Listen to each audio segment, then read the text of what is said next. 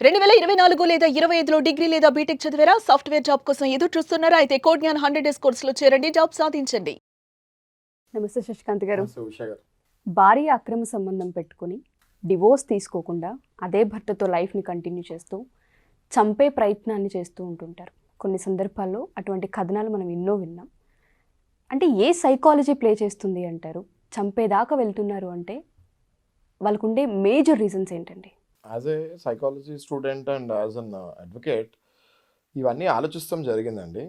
And నార్మల్గా మాకు వచ్చే కేసెస్ కూడా ఎవ్రీడే మేము చూస్తూ ఉంటాం కాబట్టి we do some kind of discussion. ఇప్పుడు ఆ క్లయింట్ ఎవరైతే వస్తారో ఆయన వెళ్ళిన తర్వాత మళ్ళీ మేము గ్రూప్ లాగా ఫామ్ అయ్యి we do some kind of research and discussion in every case.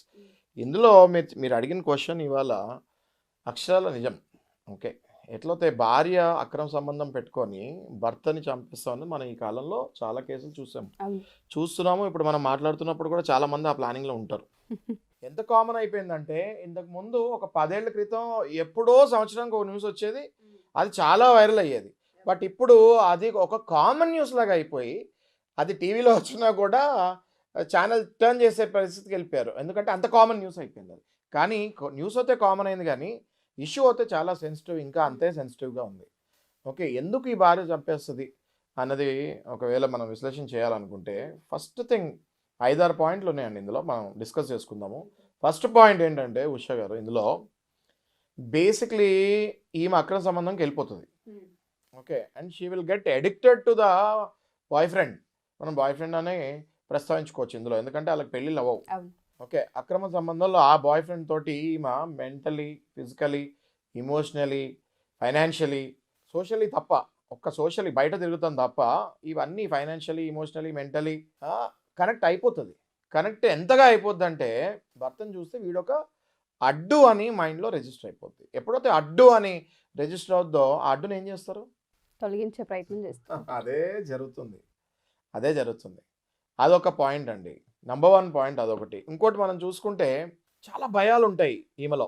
ఎలా అంటే ఇప్పుడు బ్లాక్ మెయిలింగ్ అన్నది మనం ఒక పాయింట్ అండర్లైన్ చేసుకోవాలి. ఎందుకంటే ఈ భర్తకి ఏం తెలియదు అనుకుంటున్నారా మీరు? ప్రతిదీ తెలుసు ఈ భర్తకి. భార్య ఏం చేస్తున్నారో భర్తకి, భర్త ఏం చేస్తున్నారో భార్యకి, ప్రతి ఫ్యామిలీలో ప్రతి కపుల్లో పర్ఫెక్ట్గా తెలుస్తుంది.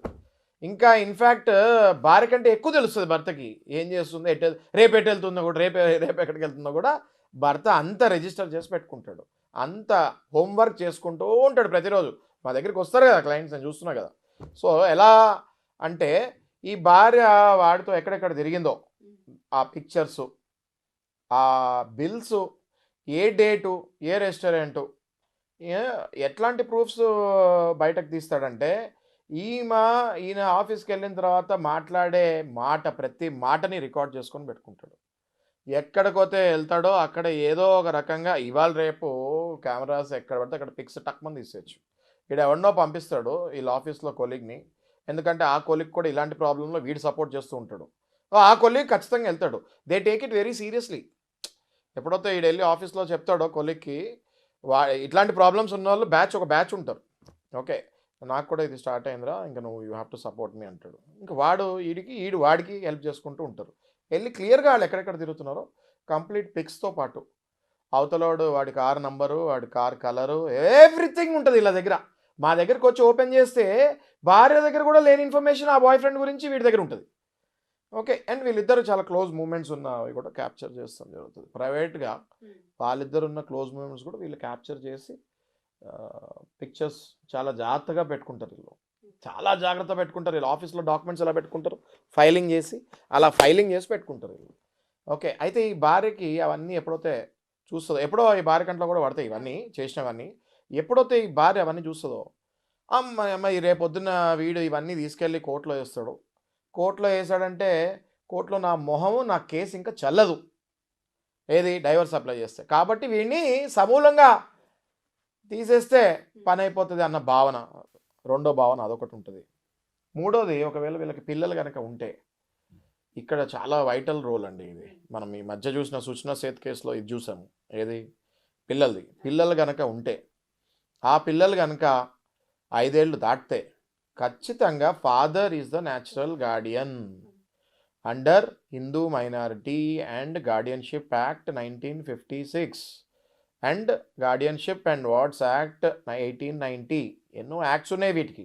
ఈ యాక్ట్స్ కింద father is the first natural guardian after 5 years. 5 ఏళ్ళు ఎప్పుడైతే మీ పిల్లవాడికి కానీ పాపకు కానీ దాటుతుందో father is the first natural guardian. ఈ ఇన్ఫర్మేషన్ ఆమె దగ్గరికి వెళ్తుంది. ఎందుకంటే ఎప్పుడైతే ఇవన్నీ ప్లానింగ్లో ఉంటారు కదా, రోజు గూగుల్ కొట్టండి who is the first natural Guardian of child అని. ఎవరైనా చూసేవాళ్ళు, వీడియో చూసేవాళ్ళు కూడా గూగుల్లో కొట్టండి, వచ్చేస్తుంది ఫాదర్ అని. ఆ విషయం ఈమె తెలుసుకుంటుంది. అది 3వ పాయింట్. ఓకే, ఈ పాయింట్ కూడా చాలా ఇంపార్టెంట్ పాయింట్ రోల్ చేస్తుంది సైకలాజికలీ. ఈ చంపుతానికి కారణం, మొగుడిని చంపుతానికి కారణం. 4వది ఆస్తి.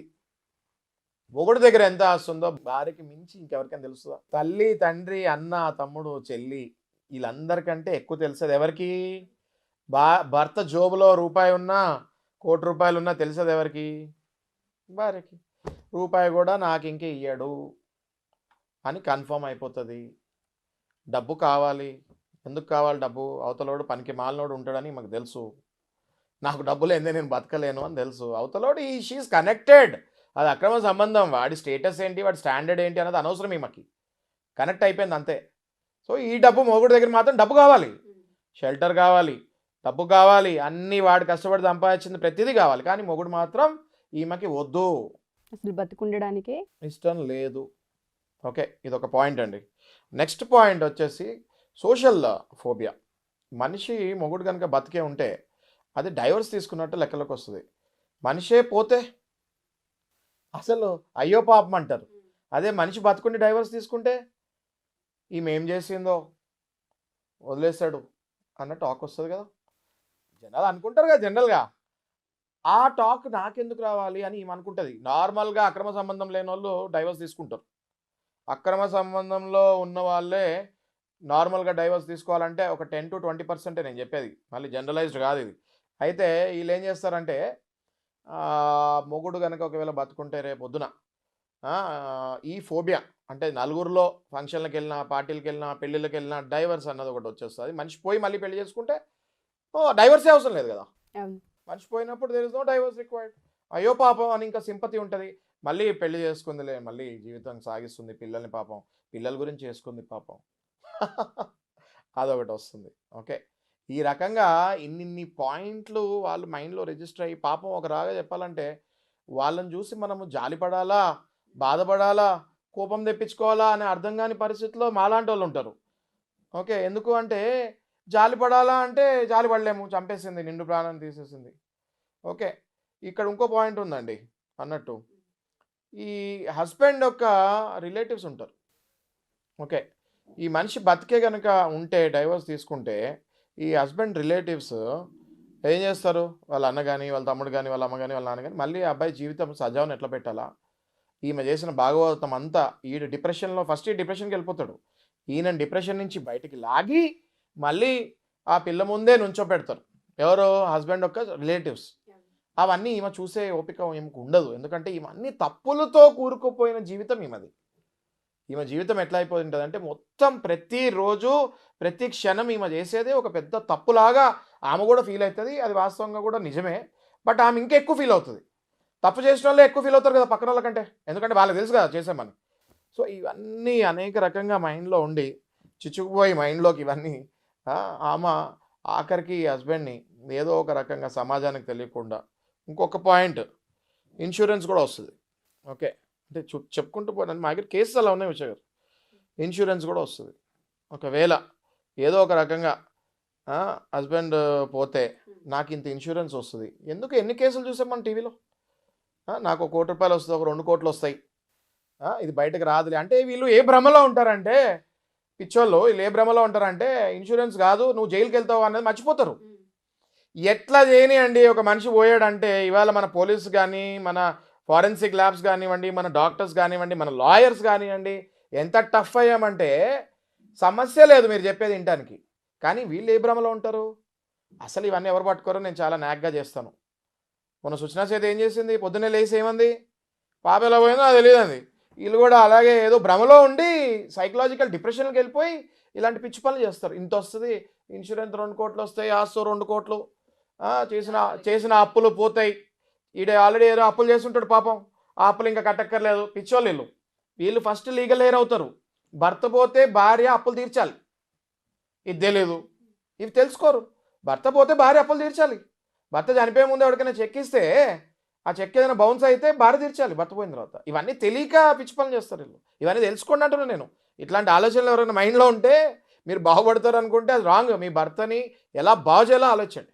ఇంకోటి అండి, ఇప్పుడు జనరల్గా వేరే వాళ్ళు ఇంకా ఆలోచించేది, ఇంకా డెప్త్కి వెళ్తే ఆలోచించేది ఏంటి అంటే, ఎప్పుడైతే ఒకవేళ చంపకుండా వదిలేస్తే ఆ పిల్లలు ఎలాగో 18 ఇయర్స్ దాటిన తర్వాత మైనారిటీ కూడా పోతుంది. 5 ఇయర్స్ దాటిన తర్వాత ఫాదర్ దగ్గరికి ఆటోమేటిక్గా ఫాదర్ పిల్లల మీద ప్రేమ ఉన్న వాళ్ళు ఎవరు వదలరండి. ఇట్లాంటి అక్రమ సంబంధాలు పెట్టుకుని వెళ్ళిన వాళ్ళకి కోర్టు కూడా ఏమీ సపోర్ట్ చేయదు. మెయింటెనెన్స్లు కూడా ఒక పట్టాన ఇవ్వరు. ఓకే, పిల్లల్ని అయితే ఇంకా దూరం. ఎప్పుడైతే అక్రమ సంబంధం పెట్టుకొని భర్తని వదిలేస్తుందో పిల్లల్ని ఆమె దగ్గర ఎలా పెడతారండి? ఇప్పుడు అమ్మాయిలు ఉన్నారనుకోండి, ఆమెకి వచ్చేవాడు ఎలా ఉంటాడు? మరి అక్రమ సంబంధం పెట్టుకొని వెళ్ళినవాడు ఆడపిల్లల్ని పెట్టుకొని వాడి దగ్గర వదిలేస్తారా భర్త? లేకపోతే భర్త వైపు చుట్టాలు వదులుతారా? 1% కూడా వదలరు. సుప్రీంకోర్టు వరకనే వెళ్తారు కానీ వాళ్ళ పిల్లల్ని మాత్రం వదులుకోరాలు. ఓకే, సో ఇవన్నీ కూడా వీళ్ళు మనలాంటి వీడియోస్ చూసి తెలుసుకుంటారు. లాయర్స్ వీడియోస్, అడ్వకేట్స్ వీడియోస్ ఇవన్నీ చూసి ఈ నాలెడ్జ్ పెంచుకొని రేపొద్దున నా పిల్లలకు కూడా కోర్టులోనే డైరెక్ట్గా వీడేస్తాడు కదా. ఇందాక మనం మాట్లాడుకున్నాం కదా, వీడియోలు ఫోటోలు ఉంటాయని. అవన్నీ వీడియోలు ఫోటోలు పెట్టి కోర్టులో వేస్తాడు కదా. ఆ పిక్చర్ అంతా కూడా పిల్లలకి పెద్ద అవుతూ ఉంటే వాళ్ళకి వచ్చిన తర్వాత ఓకే మా అమ్మ ఇట్లా అక్రమ సంబంధం పెట్టుకొని వెళ్ళిపోయింది క్లారిటీ ఉంటుంది కదా క్లియర్గా. ఆ క్లారిటీ వచ్చిందంటే తల్లి మొహం ఇంకా జీవితంలో పిల్లలు చూడరు అన్న భయం ఏమకు ఉంటుంది. సో దానివల్ల కూడా ఇలా రాంగ్ ఆలోచించే ప్రయత్నం చేస్తారు. షో గారు, మీరు ఇదంతా మనము ప్యాటర్న్ అబ్జర్వ్ చేస్తూ ఉంటే ఇందులో ఈమె ఏం చేస్తుంది అంటే, బేసిక్గా ఈ భర్తని ఈ బాయ్ ఫ్రెండ్ అండ్ భార్య ఇద్దరు కలిసి, నేను లైవ్ కేసెస్ చాలా చూస్తున్నాను ఇంకా.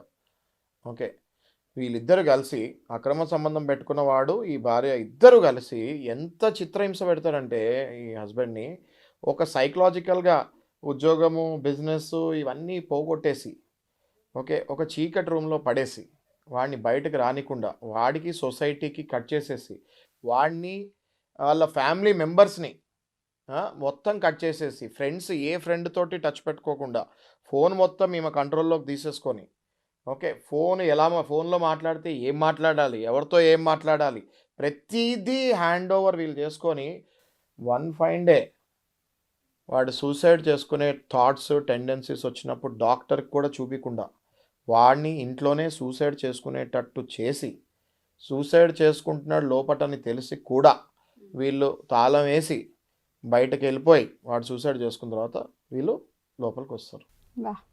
ఈ కేసెస్ నేను నా కళ్ళారా చూశానండి. వీళ్ళది ఏంటి అంటే, వాడిని వదిలేసినా హ్యాపీగా బతికేవాడు, వదిలితే నా కళ్ళ ముందే వీడు మళ్ళీ బాగుపడతాడు, ఆ ఫ్యామిలీ మళ్ళీ బాగుపడుతుంది. ఏ ఫ్యామిలీ? భర్త వైపు ఫ్యామిలీ మళ్ళీ బాగుపడుతుంది. వీళ్ళ రివెంజ్ ఓన్లీ భర్త మీదే ఉండదండి. భర్త, అత్త, మామ, ఆడబడుచు, మర్ది అందరి మీద ఉంటుంది ఇలా రివెంజ్. ఓకే, వీళ్ళందరూ సర్వనాశనం అయిపోవాలి, వీడు సస్తేనే నాకు మనశ్శాంతి అన్నట్టు ఒక ఫిలిసైడ్ సైకోసిస్ స్టేజ్కి వెళ్ళిపోతారు వీళ్ళు. ఇలాంటి వాళ్ళు చాలా హానికరం సమాజానికి. ఓకే, వీళ్ళని కఠినంగా శిక్షించాలి పట్టుకొని. అబట్మెంట్ ఫర్ సూసైడ్కి వెళ్తారు వీళ్ళు. That is called abetment for suicide. ఇవన్నీ కూడా ప్రాపర్ మంచి క్రిమినల్ లాయర్ అప్రోచ్ అయ్యి మీరు ఇవన్నీ కనుక పాయింట్స్ చెప్తే వాళ్ళు వితిన్ 2 days ఆమెను తీసుకెళ్ళి జైల్లో వేపిస్తారు, బెయిల్ కూడా రాదు. Okay, that is equal to murder అండి. That is equal to cold blooded murder. Abetment for suicide అని మనం అంటాము. Abetment for suicide is also a murder in few sections. అంటే కంపారిజన్ రెడ్ విత్ చేస్తాం అనమాట. మేము ఏం చేస్తామంటే లా లాంగ్వేజ్లో రెడ్ విత్ అంటే ఒక సెక్షన్ ఇంకో సెక్షన్తో కంపేర్ చేసి ఈ abetment for suicide some times it is called as a murder also in few situations అన్నది మేము చేసి వాళ్ళని మర్డర్ కేసు అయ్యేటట్టు చేసి వాళ్ళని లోపల దోస్తాం. ఓకే, ఇది తెలీదు పాపం చాలామందికి. చూసే వాళ్ళకు కూడా నేను చెప్పేది, ఇలాంటి పిచ్చి ఆలోచనలు ఏదైనా మైండ్లో పెట్టుకుంటే మాత్రం మీరు విరమించుకోకపోతే ఆ తర్వాత మీరు అంధకారంలో ఉండి ఆలోచిస్తున్నారు. ఆ తర్వాత మిమ్మల్ని వెలుగులోకి మేము లాగినప్పుడు ఆ కిరణాలు మీరు భరించలేరు, అంత స్ట్రాంగ్గా మీ మీద పనిష్మెంట్స్ పడతాయి. ఓకే, సో ఇది ఆలోచించుకోవాలి. శశికాంత్ గారు, మీరు చెప్తుంటే ఒక్కొక్క పాయింట్ ఆలోచిస్తూ ఉంటే వీళ్ళ వెనక ఇన్ని కారణాలు ఉంటాయా? తెలియకుండా ఒక మనిషిని సైకలాజికల్గా ఇంత ఇబ్బంది పెడుతూ వాళ్ళంతటి వాళ్ళ ఆత్మహత్యలు చేసుకునే దాకా తీసుకెళ్ళిపోతున్నారా? ఒక రిలేషన్షిప్ అంటే ఇంత ఈజీ అయిపోతుందా? ఒక అక్రమ సంబంధం కోసం ఒక నిండు ప్రాణాన్ని బలి చేస్తున్నారా? ఒక కుటుంబాన్ని రోడ్డున పడేస్తున్నారా అని అనిపిస్తుంది.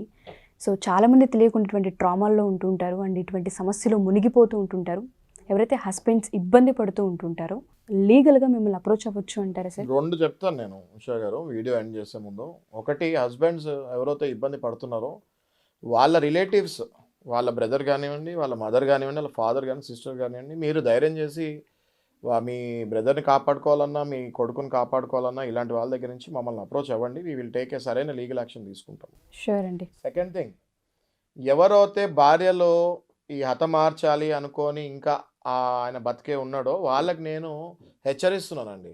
ఓకే, ఏం హెచ్చరిస్తున్నానంటే, మీరు కనుక పిల్లి కళ్ళు మూసుకొని పాల్దైనట్టు మీరు అబెట్మెంట్ ఫర్ సూసైడ్ అంటే సూసైడ్ చేసుకుంటానికి ఏ పరిస్థితులు కావాలో మీరు ఇంట్లో అవన్నీ క్రియేట్ చేసి, డార్క్ రూమ్ క్రియేట్ చేసి, వెసులుబాటుగా అన్నీ పెట్టి మీరు కనుక ఆ సూసైడ్కి వెళ్ళేటట్టు మీరు చేసుకుంటే, ఆయన కనుక ఆ మనిషి కనుక బై మిస్టేక్ సూసైడ్ చేసుకొని చనిపోతే మిమ్మల్ని వదిలే క్వశ్చనే లేదు.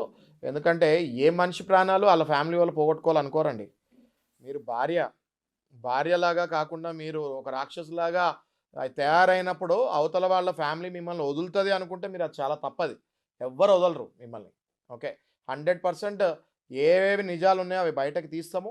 పోస్ట్ మార్టం రిపోర్ట్లు కూడా వస్తాయి బయటకి. ఆ వచ్చిన తర్వాత ఎట్లా చనిపోయారో 100% తెలుస్తుంది. ఇప్పుడు టెక్నాలజీ ఫారెన్సిక్లో నేను కొన్ని చెప్పను, చాలా తెలుస్తాయి బయటకి. అవి తెలుస్తాయి. దానివల్ల మీరు 100% మీరు అనుకున్నది అయితే సాధించలేరు. బతుకుంచుకొని మీరు డైవర్స్ తీసుకోండి కావాలంటే, లేదా కలిసి ఉండడానికి ప్రయత్నం చేయండి. కానీ ఒక నిండు ప్రాణాన్ని బలి తీసుకోవాలని మాత్రం మీరు ప్రయత్నిస్తే వదిలే ప్రసక్తే లేదని నేను చెప్తున్నాను. Thank you so much sir. చాలామంది ఫ్యామిలీస్కి ఇది ఒక పెద్ద మెసేజ్. పెద్ద అభయాస్త్రం అండి ఇది. మాలాంటి లాయర్స్ మేము, ఇంకోటి ఉషా గారు, మేము కొన్ని కమర్షియల్ యాంగిల్స్లో కాదండి, మేము చూసి బాధపడి మాలో రోదనతోటి మేము కొన్ని చెప్తూ ఉంటాము. భర్త కానీ అట్లీస్ట్ మీకు కొంచెం ఇంకా డిప్రెషన్ కంప్లీట్గా వెళ్ళకుండా నాకు ఇట్లా అవుతుంది అనుకుంటే మీరు డైరెక్ట్గా లాయర్ దగ్గరికి రాలేకపోతే మీ అన్నదమ్ములకు కానీ మీ పేరెంట్స్కి కానీ దయచేసి చెప్పండి. ఒకవేళ భర్త వైపు ఉన్న చుట్టాలకి ఆల్రెడీ ఈ విషయం తెలిస్తే దయచేసి మా దగ్గర రండి. మనం హ్యూమన్ రైట్స్కి వెళ్ళొచ్చు, పోలీస్ స్టేషన్కి వెళ్ళొచ్చు, భార్యకి సరైన పనిష్మెంట్ ఇవ్వచ్చు. Sure sir. అండ్ నాదొక చిన్న డౌట్. అక్రమ సంబంధం పెట్టుకోకుండా చాలామంది వైఫ్స్ చంపే ప్రయత్నాలు కూడా చేస్తూ ఉంటారు. మరి దానికి కారణాలు ఏంటి అంటారు సార్? ఈ అక్రమ సంబంధాలు పెట్టుకోకుండా మీరు చాలా మంచి క్వశ్చన్ అడిగారండి. ఇది నార్సిస్టిక్, సాడిస్టిక్ అబ్సెషన్ ఉన్న ఫీమేల్స్ ఏం చేస్తారంటే, నా భర్త ఇంకా ఇంకొకసారి ఇంకొకరితో నాకు కనిపించకూడదు. దీన్ని మనం మళ్ళీ 20 నిమిషాలు ఉంటుంది ఉషా గారు. ఇది కావాలి అంటే మీరు కమెంట్స్లో పార్ట్ 2 కావాలని పెట్టండి, కావాలంటేనే చెప్తాము డెఫినెట్గా. So we will see the comments and మనం దాని గురించి డిస్కస్ చేద్దాం. తప్పకుండా సార్. షేర్ చేయండి. నేను అందరికీ చూసే వాళ్ళకి చెప్పేది ఏంటంటే, మీకు ఇది కరెక్ట్ అని మీరు ఫీల్ అవుతుంటే మాత్రం ఇలాంటి వీడియోస్ ఎంత షేర్ అవుతే మా సమాజంలో అంత అవేర్నెస్ పెరుగుతుంది. సమాజంలో ఎంత అవేర్నెస్ పెరిగితే మా లాంటి లాయర్స్ అంతా యాక్టివ్ అవుతాం. థ్యాంక్ యూ శశికాంత్ గారు. Thank you so much. Thanks. Suman టీవీలో మీ పర్సనల్ అండ్ బిజినెస్ ప్రమోషన్స్ కోసం కింది నెంబర్కి కాంటాక్ట్ చేయండి.